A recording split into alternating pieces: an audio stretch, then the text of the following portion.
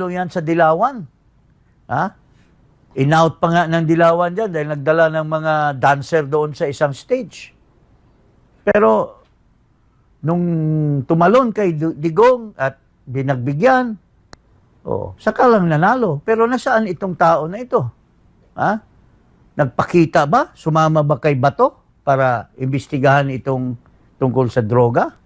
Wala. Saan yung mga nakinabang na hindi man mananalo bilang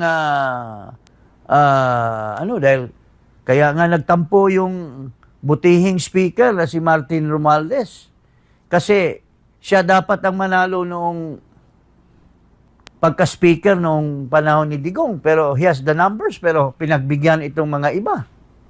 Ha? Pinapanalo, wala man lang numero, pero nasaan sila ngayon? Nagpakita ba na